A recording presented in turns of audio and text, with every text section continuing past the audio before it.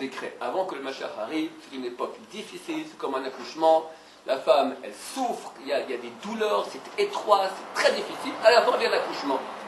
Quand il vient, on ne sait pas. Qu'il y a des signes précurseurs, on les voit, on hurle. C'est terrible. Je crois qu'il n'y a aucun siècle plus dur de toute l'histoire juive que ce dernier 20e siècle. La Shoah, Staline, les guerres d'Israël, la souffrance, l'assimilation, la guerre spirituelle, combien de juifs ont quitté, combien de juifs sont mariés avec des non-juifs, combien on a des cas de mariage mixte avec des enfants de mères juives mais de pères non-juifs, ou le contraire, c'est aujourd'hui, c'est presque un standard. Tu n'as pas de famille juive dans lesquelles tu n'as pas quelqu'un qui va conduire une non-juive, c'est extrêmement rare, extrêmement rare. Ça aussi c'est oi, c'est malheur, oi, mirie, qui pourra survivre par rapport à ces décrets difficiles de Dieu. Le Rabban Wasserman, qui était le plus grand rabbin du judaïsme avant la Seconde Guerre mondiale, a déjà annoncé, lui il est mort, il a été tué par les nazis, mais il a annoncé que Ikvizat Mashiach, à l'époque pré-messianique, a déjà débuté le jour du 9 Av Tisha B'Av de l'année Tir'ad. Tir'ad, c'est tu trembleras. C'était l'année 1914. Le jour où a commencé la Première Guerre mondiale, c'était le jour de Tisha B'Av. Ce jour-là, il dit, ont commencé les douleurs d'enfantement du Messie, qui s'étendent jusqu'à, bien sûr, aujourd'hui. Nous espérons que bientôt Dieu dira Daï, dira halte à nos souffrances. Ce qui est intéressant, c'est que ce verset qui parle de la fin des temps, oi, on va souffrir, misumoel, par rapport au décret que Dieu va mettre. Alors déjà, le Midrash, le Zohar, dit, il y a un jeu de mots. Comme on dit très souvent, c'est que les Midrashim et les Zohar font des jeux de mots. Comme on dit à la fin de la prière, atikra, lichot et la lachot, on fait des jeux de mots au niveau de la consonance. Sumoel, qui pourra survivre, misumoel, par rapport au sumoel. Le Midrash, le Zohar dit, qui pourra survivre par rapport à Ishmaël. Sumoel, ça ressemble à Ishmaël. Donc, qui est l'agent qui va provoquer toutes ces douleurs d'enfantement? À la fin, c'est Ishmaël. Comme ça, c'est écrit il y a 2000 ans dans le Zohar. Il y a un autre Midrash qui est plus précis pour notre époque. Je ne sais pas, ce que je dis maintenant, c'est une spéculation. Je peux me tromper, ne me croyez pas. C'est un signe sympathique, un petit clin d'œil. Si c'est véridique, sérieux ou pas, je ne sais pas. On a un Midrash qui est peut-être le plus vieux Midrash que nous avons, c'est Pirkei de Rabbi Eliezer. Rabbi Eliezer Agadol, c'est un Baal Tshuva, il a fait Tshuva à l'âge de 28 ans. Il est de Rabbi Eliezer, le grand Rabbi Eliezer. Le premier rabbin qui est rappelé dans la Gemara, c'est Rabbi Eliezer. On a mis un Rabbi Eliezer, d'accord? On dit que c'est un Gilgoul de Moshe Rabbeinu. C'était un grand combat. Il a écrit un Midrash, Pirkei de Rabbi Eliezer, et là, au chapitre 30, il dit comme ça. Vu que Dieu, de façon pareille, a donné son nom à Ishmaël, comme il a donné à Israël. Le nom de Dieu, c'est El. Et il y a un seul peuple au monde qui a dans son nom le nom de Dieu. El, c'est Israël. Il y en a un deuxième, comme Israël, c'est qui? Ishmaël. Vu que Dieu, de façon pareille, a donné son nom à Ishmaël, comme il a donné à Israël, il en résulte, oi, comme ça écrit le Midrash, oi mi yirye beyamav, qui pourra survivre à son époque, comme il est dit, et ici le verset de Bilham que je viens de dire, oi mi yirye misumoel, qui pourra survivre par rapport au décret de Dieu, disant que c'est Ishmaël. Mais pourquoi Ishmaël? Parce qu'Ishmaël, c'est pas n'importe qui. C'est quelqu'un qui a le nom de Dieu en lui, il se bat au nom de Dieu. C'est quelqu'un qui sert Dieu. Le Rabbi Chaim Vital, un des plus grands kabbalistes de tous les temps, écrit il y a 500 ans. De plus, il est fils d'Abraham, donc il est béni. Et Abraham a imploré Dieu, béni, que bénis Dieu. Et Dieu l'exauce, il est béni. Il est circoncis, donc il a une alliance, Brit, c'est une alliance avec Dieu. Il sert même Dieu que nous, donc il a du mérite. Alors moi je dis comme ça, c'est pas tout Ishmaël. Ça va. Aujourd'hui tu peux aller avec un passeport israélien au Maroc, tu te fais pas trucider, ça va. En Syrie, c'est un peu plus dangereux, c'est vrai, mais c'est pas tout Ishmaël. Il y a un noyau dur, la Syrie, l'Iran, le Hezbollah, le fondamentalisme arabe, djihad. Ceux qui se battent, qui comprennent ce qu'il faut, qui comprennent dans l'islam qu'il faut liquider Israël. Ça, c'est le noyau dur. L'Iran, la Syrie, qui est le centre terroriste mondial, et leurs envoyés aujourd'hui, c'est le Hezbollah et le Hamas. Alors j'ai dit, c'est une chose sympathique, parce que, comment est-ce qu'on dit Dieu, en hébreu, on a vu elle. Comment eux ils disent Dieu?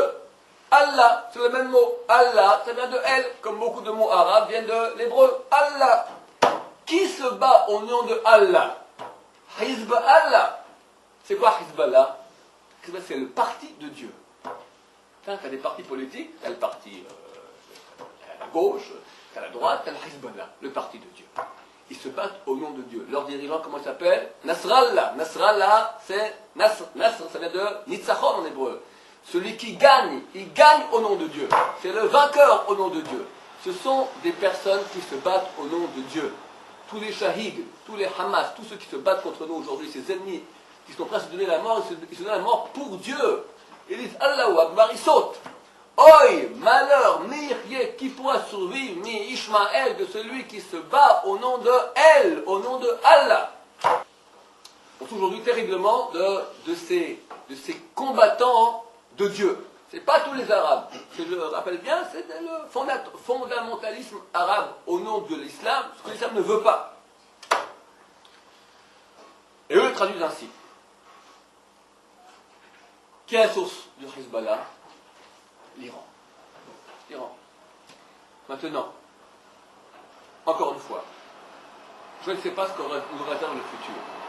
Je veux prendre des textes et dire, regardez, il y a une corrélation entre un futur éventuellement proche et les textes. Mais nous ne sommes pas des prophètes, nous ne sommes pas fils de prophètes, nous ne sommes pas le futur.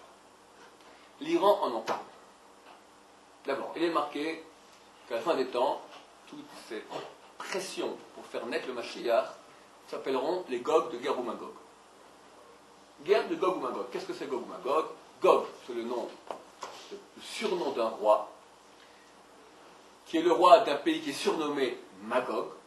Et d'où viennent ces noms-là? D'une prophétie marquée noir sur blanc dans Ézéchiel, chapitre 38. Il est marqué là-bas, je vous la sors rapidement, je ne vais pas vous lire en entier. C'est marqué que Dieu, un beau jour, va tenter, va mettre des hameçons dans la bouche de ce roi Gog, lui donner des idées d'aller conquérir la terre d'Israël, sur laquelle seront recueillis les Juifs qui étaient parmi les peuples nombreux. Maintenant, ils sont recueillis en terre d'Israël, ils vivent paisiblement, ce qui correspond à la réalité.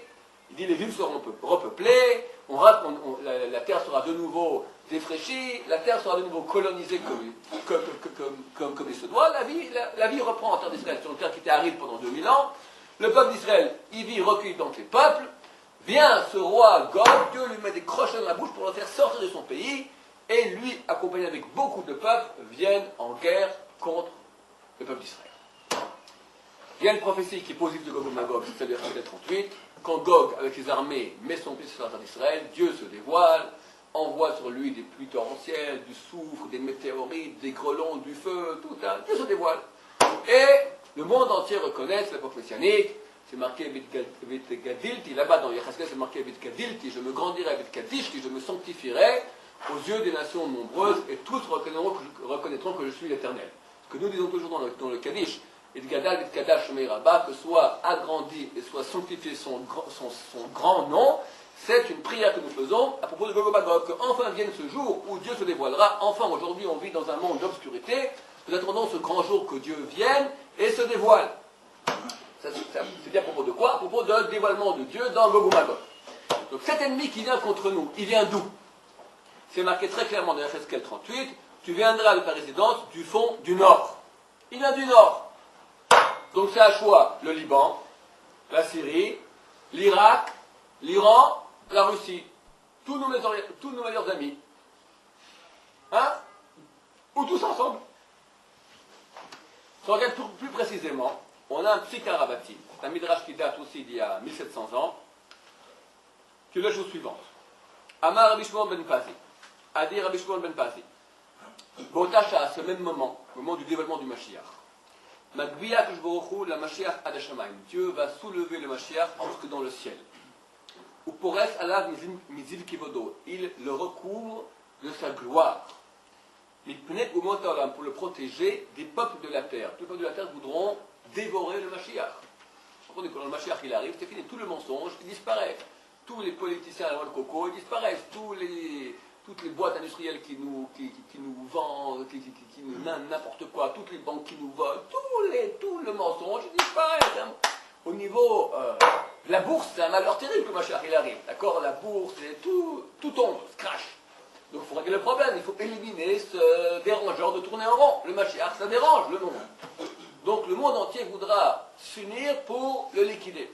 Donc Dieu va le prendre, le monter jusqu'au ciel. Maintenant, on parle, j'imagine, une chose imagée. Dieu va faire monter au niveau spirituel le Mashiach qui sera intouchable, le recouvre de sa gloire pour le protéger des peuples de la terre qui voudront sa fin.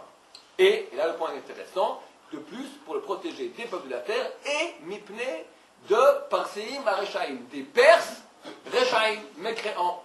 C'est qui les Perses? L'Iran.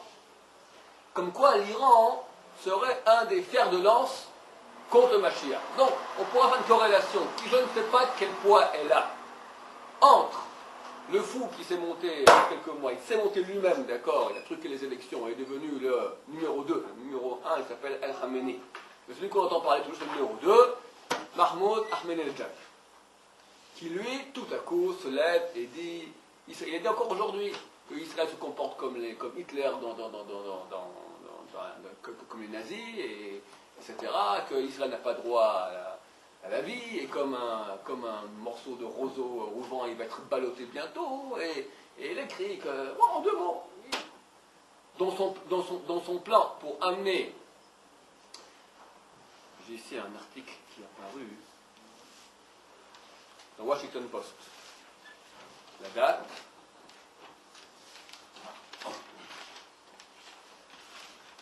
Washington Post, du 16 décembre 2005, traduit par Albert Soued. Je ne vous lis pas tout l'article, juste un petit passage intéressant.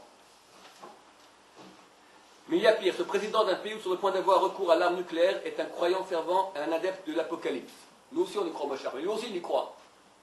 Comme dans le judaïsme, en islam chiite, on croit au retour messianique du 12e imam, prétendument caché dans un puits.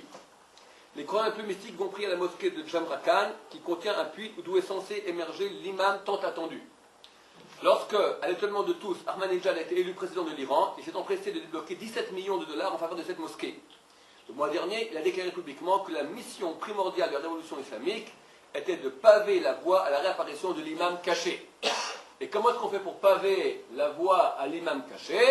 Ça ne peut pas passer autrement que par l'élimination physique du peuple d'Israël. L'islam, pour devenir l'islam messianique, doit éliminer Israël. Nous habitons la terre sainte de l'islam, comme ça prétendent les fondamentalistes. L'islam n'a jamais dit ça.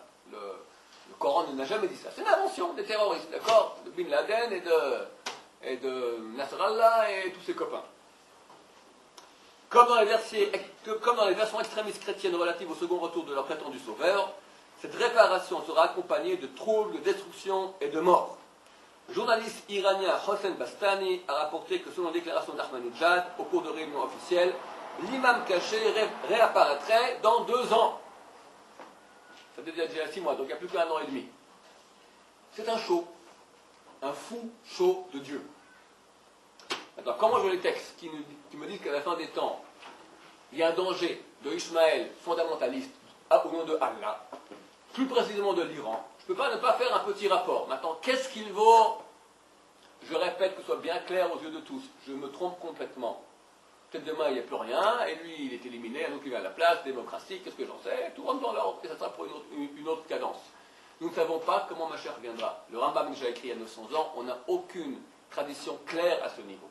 Il y a des midrashim qui sont contradictoires. Alors tu vois ici une chose qui dit, tu vois autre part aussi le contraire.